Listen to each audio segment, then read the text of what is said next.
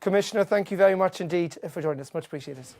And Darren McCaffrey joins me now from Brussels. Well, Darren, let's quickly turn to Brexit now, because there's been a number of sticking points, obviously, when it comes to that. But it appears that there seems to be a little bit of conciliation on that front now.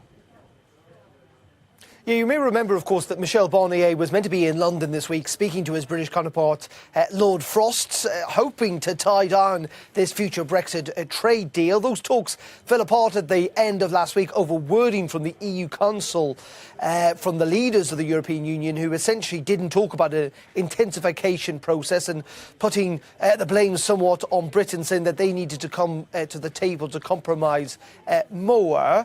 And what we've seen over the last couple of days is actually the EU here in Brussels shouting at London, saying our door is open, and the UK essentially in London shouting exactly the same thing, though it does seem that actually in the last 48 hours or so the EU have compromised to a degree, Isabel, talking about the intensification of those talks and also about the need to compromise. Here is Michel Barnier, that Brexit negotiator, talking in the European Parliament earlier on today.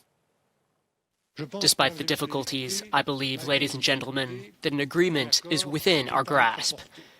If on both sides we're prepared to work constructively and in a spirit of compromise, if we move forward in the coming days on the basis of the legal texts as we wish. Now, talks, Isabel, are essentially centred around three core issues: that of the level playing field and state aid, that of governance, and also this issue of fishing, which in many ways is actually not that an important issue when it comes to the economics of Europe, even for those countries that have got pretty strong fishing fleets. They employ 180,000 people, I think, across the Union, but account for less than 1% of the economy. But symbolically, it remains a really important issue, and in some ways gets to the heart of what Brexit is all about, British people would argue. It's not just about taking back control of borders and laws, but of seas as well.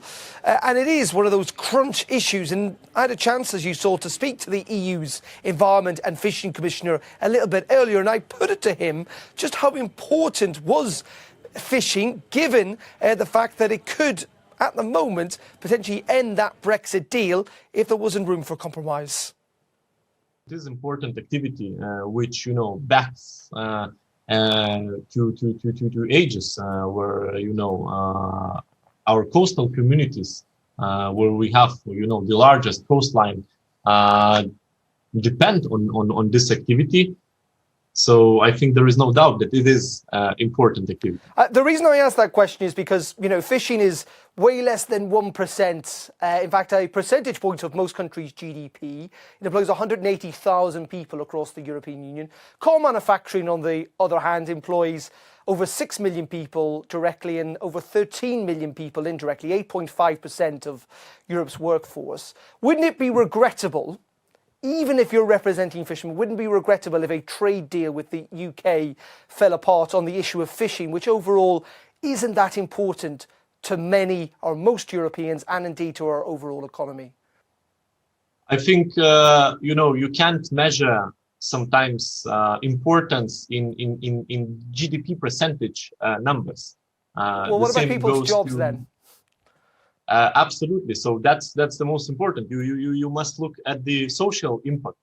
And our goal is very clear. We want to reach a stable, sustainable, and long-term agreement on fisheries, which enables the United Kingdom to further develop its fishing opportunities, while of course ensuring the sustainable use of resources and protecting the activities, of course, of the European fishermen and women.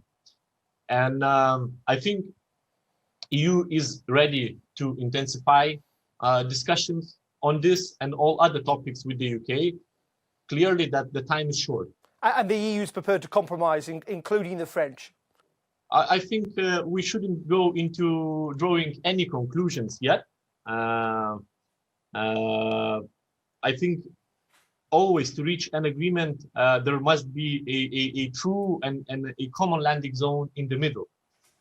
And we are ready to intensify our discussions and find that one.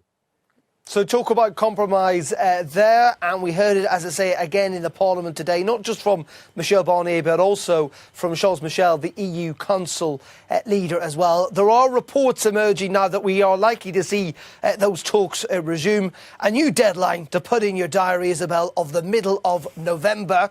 God, how many deadlines have we seen come and gone? But it does appear at the moment that the pantomime performances of both sides in this Brexit saga, at least over the last week, have come to an end, and that real negotiations might finally once again begin. A change in mood music. Many thanks, Darren in Brussels. And still to come on the programme, we head to Germany.